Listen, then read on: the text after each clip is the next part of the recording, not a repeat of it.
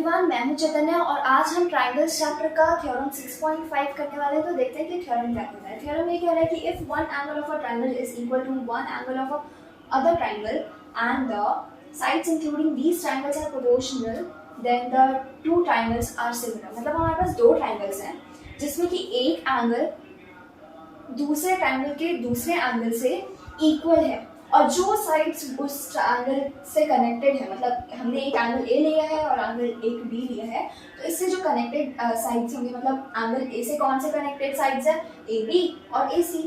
B से कौन से हैं, डी ई और D F.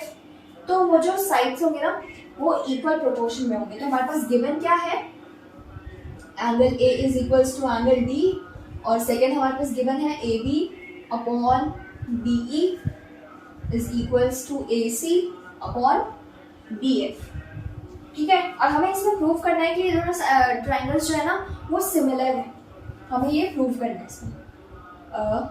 Triangle ABC is similar to triangle BEF। ठीक है, हमने इसमें एक छोटी सी कंस्ट्रक्शन की है जो हमने कंस्ट्रक्शन 6.3 में भी की थी और 6.4 में भी की थी। वही कंस्ट्रक्शन हमने इन दोनों इस ट्रायंगल में भी की है।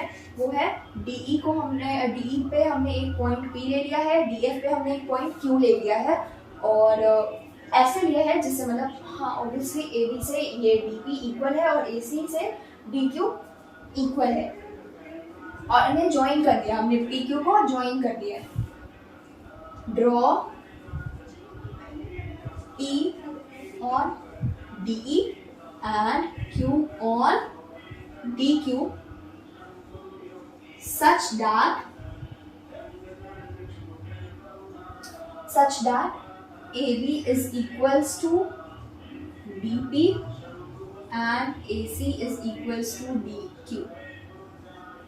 ठीक है, और हमने इसे ज्वाइन कर दिया। तो प्रूफ देखते हैं। हमारे पास पहले ना गिवन है कि AB upon DE is equals to AC upon DF। ये हमारे पास ना पहले से गिवन है और हमारा जो AB है वो DP के इक्वल है, तो फिर हम AB की जगह DP लिख सकते हैं, DP अपॉन DE लिख सकते हैं ऐसे। और हमारा जो AC है वो DQ के इक्वल है, तो हम AC की जगह पर DQ लिख सकते हैं और अपॉन DF। ये कहाँ से आया हमारा, बाय कंस्ट्रक्शन। ठीक है, तो बाय कंस्ट्रक्शन ये हो गया। अब देखते हैं कि अगर DP अपॉन DE होगा और DQ अपॉन DF होगा तो बाय कॉन्वर्स ऑफ BPT हमारा PQ पैरेलल हो जाएगा EF के, बिल्कुल हो जाएगा। बाय कॉन्वर्स ऑफ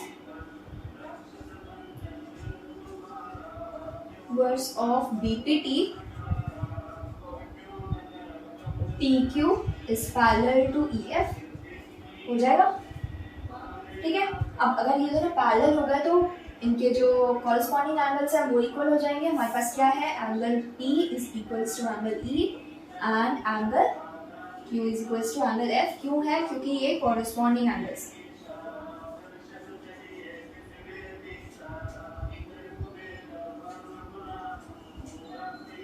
ठीक है, ये कॉरस्पॉन्डिंग एंगल्स है इसलिए ये इक्वल हो गए। अगर हमारे पास अब ये देखिए, हमारे पास दो ट्रायंगल है DPQ एंड DEF। तो इन दोनों ट्रायंगल्स में हमारे पास दो एंगल्स जो है ना वो एक दूसरे के इक्वल आ गए, मतलब PE के इक्वल है, QF के इक्वल है। तो बाय AA हम ये कह सकते हैं कि DPQ जो है वो सिमिलर हो जाएगा DEF के। ऐसे लिख लेते हैं, by AA triangle DPQ is similar to triangle DEF। ठीक है, ना हो गया हमारे पास। अब हमारे पास गिवन क्या है, AB is equal to DP, AC is equal to DQ और एंगल A जो है ये बाय कंस्ट्रक्शन है। ठीक है, और हमारा जो एंगल A है वो है इक्वल एंगल D के, ये हमारे पास गिवन था। तो बाय SAS हमारे बाय SAS ट्राइंगल ABC जो होगा वो कॉन्ग्रुएंट हो जाएगा ट्राइंगल DPQ से हो जाएगा। और अब हमारे पास DPQ से ये कॉन्ग्रुएंट हो गया, तो बाय CPCP हमारे पास क्या आ जाएगा, एंगल बी हो जाएगा इक्वल एंगल पी के, ठीक है, एंगल और एंगल जो एंगल सी होगा वो इक्वल हो जाएगा एंगल क्यू के। और जो हमारा एंगल बी था वो इक्वल था हमारे एंगल जो पी था वो इक्वल था हमारे एंगल ई से, तो एंगल ई से भी इक्वल हो जाएगा। और एंगल जो एफ था वो क्यू से इक्वल था, तो इसका मतलब एंगल क्यू जो होगा वो सी से भी इक्वल हो जाएगा, ठीक है। तो हमने यहाँ पर क्या प्रूव कर दिया, बाय ए ए हमारे ये दोनों एंगल्स इक्वल हो गए ना, इन दोनों से हमारे ये दोनों एंगल्स इक्वल हो गए। इसका मतलब बाय ए ए